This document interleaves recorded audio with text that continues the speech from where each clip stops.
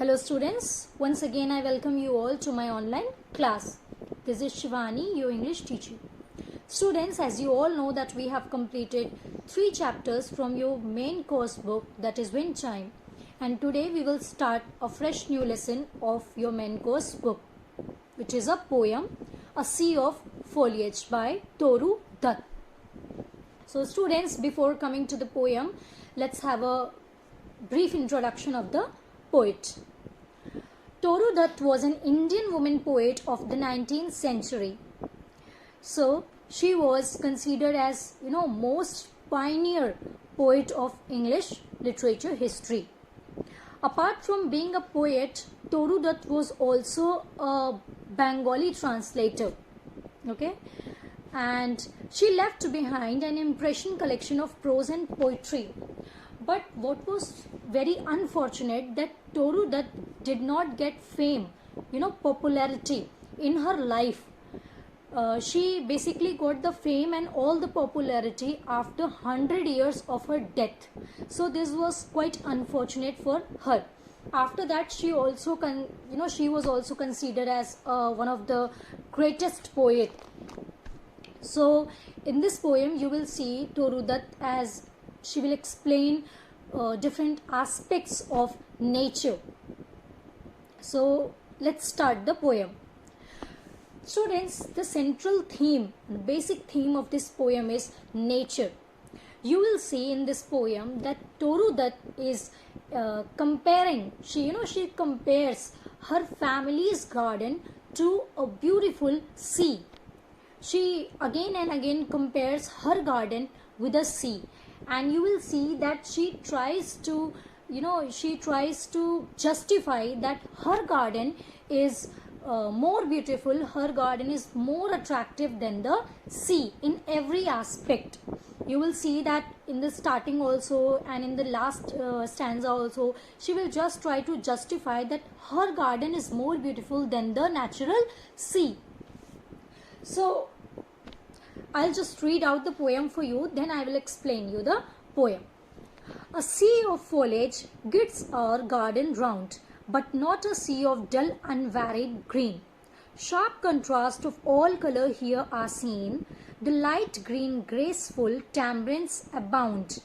Amid the mango clumps of green profound, and palms arise like pillars grey between. And over the quiet pools the simul lean, red and startling like a trumpet's sound.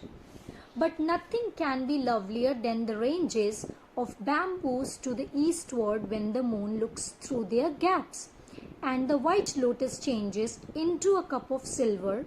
One might swoon, drunken with beauty, then or gaze and gaze on primeval Eden in amaze. In this poem, she compares her garden with the sea. She says that her garden is more beautiful in every aspect than the sea. Why? Because sea only has unchanging color of green, whereas her garden has different shades of green. She further says that in her garden there is a light green color of tamarind tree, okay, deep green color of mango grove, and grayish green color of simul lane. So let us read this poem line by line. So students, you can see the poem on your screens, A Sea of Foliage by Toru Dutt. Toru Dutt was a poet, novelist, essayist. She was a Bengali translator, and she was an outstanding pioneer in the history of Indian literature. Born as Toru Lata Dutt on 4th March 1856 to the illustrious and wealthy Dutt family. Illustrious means something which is very famous, popular, well named. Toru Dutt died of consumption at a young age, only 21. Now this is your poem. A sea of foliage girds our garden round, but not a sea of dull unvaried green. Sharp contrast of all colors here are seen. the light green graceful tamarinds abound. Amid the mango clumps of green profound, and palms arise like pillars grey between, and over the quiet pools the seameal lean. First of all, you must know the meaning of some words. Foliage means greenery. Girds means surrounded. Unvaried means monotonous. Abound means in a large number. Amid means in between, or you can say in the midst of. Profound, dark and deep green color. Seameal is basically a silk cotton tree with maroon flowers. So, in the starting line, the poet compares the greenery surrounded in her family's garden and sea. She goes on to say that while the sea has an unchanging monotonous color, okay, her garden is filled with different shades of green.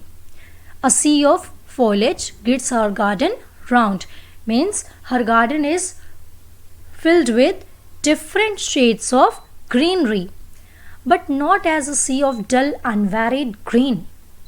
But her garden is not as monotonous as the green color of sea. It's not dull.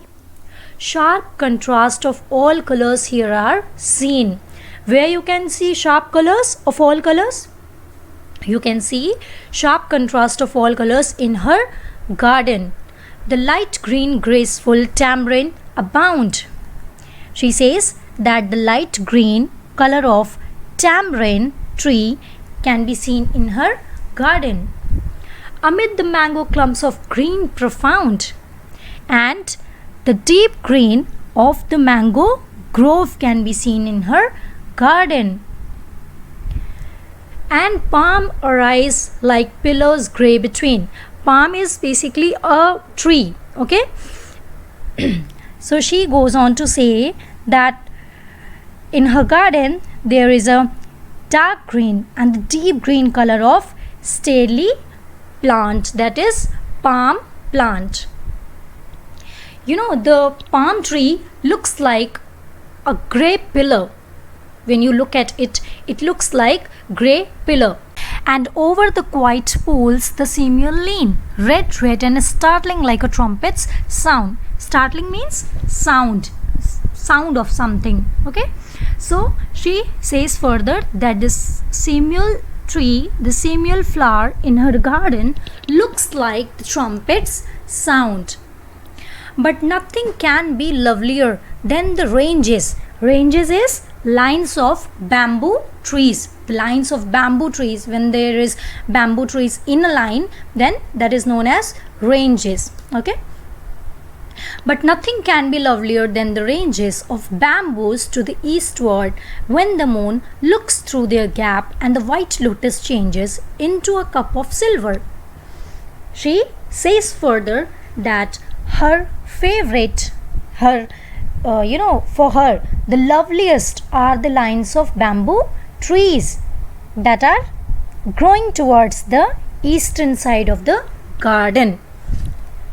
She says that when the moon shines, okay, when the moon shines and one could look it through the bamboo trees, and when the white lotus looks like the silver cup, that scene is so beautiful, that scene is so mesmerizing, then one might almost faint.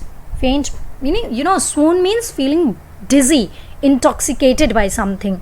Swoon means intoxicated. Drunk it with the beauty then, or gaze and gaze on a primeval Eden in amaze. So she says that when the moon shines through the bamboo trees and when the white lotus looks like a silver cup, that scene is so beautiful that one might almost faint, one might almost intoxicated by its beauty or look in wonder. People will look at the wonder. They will just gaze and gaze at that garden, because that garden reminds everyone of the primeval Eden. Primeval Eden, what is that? It is the first garden where Adam and Eve met, and they lived their life according to the Bible. So basically she is comparing her garden with the primeval Eden, that garden in which Adam and Eve used to live.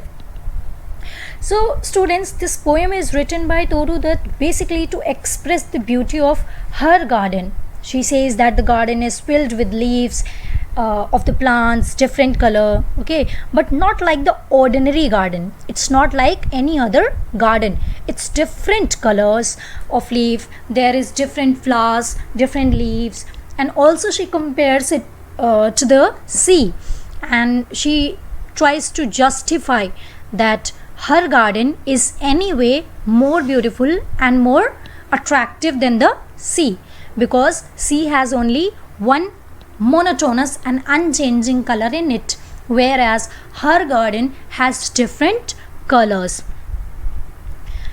See the vocabularies. Foliage means greenery, grid means surrounded, unvaried, monotonous, abound, exist in large numbers, amid, in between or in the midst of, profound, dark and green, swoon, feel dizzy or feel intoxicated. Primeval Eden, the first garden where Adam and Eve lived. Sea mills, silk cotton tree with the maroon flower. So in this poem, Toru Dutt has, expressed different colors for different things. Like firstly, she said that there is a light green color of tamarind tree. Then she said that there is dark green color of mango clumps. Then she said that there is a grayish color of palm tree. Then she compared red color for the simul tree and trumpet. So students, your today's home assignment is, I'm giving you 2 or 3 questions as your home assignment. Your first question is, where does the foliage grow in the garden? Where does the foliage grow in the garden? And your second question is, where do the tamarinds grow? Where do the tamarinds grow? And your last question is, who is the poet of this poem? Who is the poet of this poem? So students, in the next video, we will discuss the question answer of this lesson. Till then, take care, stay safe.